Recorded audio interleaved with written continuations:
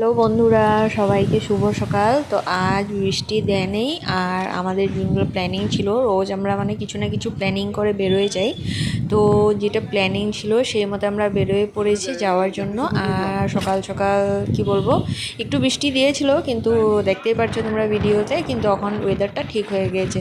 তো আমরা এখানে এসেছি গুয়াহাটিতে, কিছু কাজ ছিল, তো এসে চলে যাচ্ছি একটু ডক্টরের কাছে। কিছু চেক আপ ছিল দেখানোর, শরীর আমার শরীর ভালো ছিল না, সেই জন্য তো এসে পড়লাম। আর ডক্টরের কাছে যাওয়া কি বলবো, এখানে বহুত দেরি ওয়েট করতে লাগে, এটা থাকেই প্রবলেম।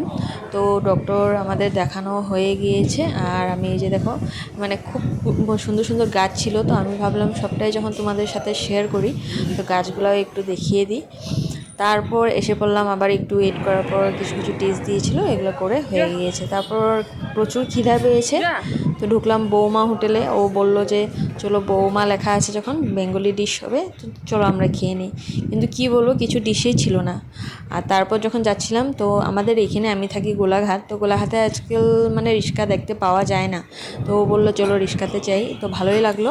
আর ওখানে এসে পড়েছি দিদিস হোটেল, তো সরি, দিদির হোটেল। তো এখানের খাওয়াটা কি বলবো, দারুণ ছিল, দারুণ, কি বলবো তোমাদের।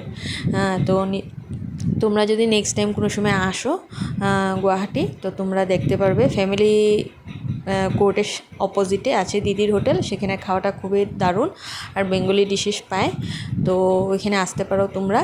আর এদিকে আমরা খাওয়া দাওয়া করে চলে এসেছি মার রুমে যাওয়ার জন্য, একটু মিষ্টি নেওয়ার জন্য। মিষ্টিও কেনাকাটা করা হয়ে গিয়েছে, তো ভাবলাম এসেছি যখন একটু তো শপিং হয়ে যাক। তো ওকে বললাম, তো ও বলছে জলদি করো জলদি করো, ওর তো ডায়লগ এটা, কি বলবো। তো ঢুকলাম, ঢুকে দেখলাম এখানে কুর্তিগুলা সেল অফারে ছিল, তো কয়েকটা নিয়ে নিয়েছি অফিসে পরে যাওয়ার জন্য। আর কি বলবো, মলে আসলে এরকম লাগে, সবটাই নিয়ে নিতে মন যায়, কিন্তু মানি প্রবলেম, তাই না? তো কয়েকটা নিয়ে নিলাম, আরও দেখতে দেখতে শেষই হয় না। ও আমাকে বলছে জলদি চলো, ঘরেও যেতে হবে, এদিকে মার রুমেও যেতে হবে। তো এগুলা নিয়ে ট্রায়াল রুমে গিয়ে চেক করে কয়েকটা কুর্তি নিয়ে নিয়েছি, আর অন্য কিছু নিয়ে নিই। তো এগুলো করতে করতে টাইম বহুত চলে গিয়েছে। তারপর এদিকে চলে যাচ্ছি, আর এদিকে মা বলেছিল ফোন করে কিছু কিছু বাজার নিয়ে যাওয়ার জন্য, তো ওগুলাও করতে লাগবে। তো আস্তে আস্তে যাচ্ছি। তো এখন চলে যাব বাজারে, কি কি কিনি সবটাই তোমাদের সাথে শেয়ার করব। হয়তো বাজারে গেলে শেয়ার নাও করতে পারি, কেননা ওইখানে এত ভিড় থাকে এখানে, কি বলবো। এই যে তোমরা দেখতেই পাচ্ছ, পুরো একদম ভিড় লেগে থাকে।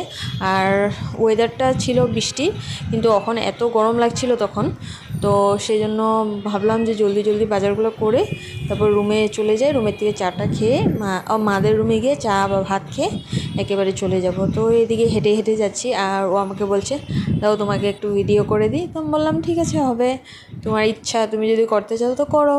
তো এই যে ভিডিও করে দিচ্ছে, হাঁটতে লাগলো না, এরকমই নেমে গেলাম। তারপর চলে যাব এখন বাজার করতে। তো বাজার টাজার করে এসে পড়েছি মাদের রুমে, ওইটা ভিডিও করা হয়নি, তোমাদের সাথে শেয়ার করা হয়নি। তো মাদের রুমে থেকে খাওয়া দাওয়া করে ফাইনালি ওখান থেকে পিসিদের ঘর যেতে যেতে মোটামুটি 45 মিনিটস লেগে যায়।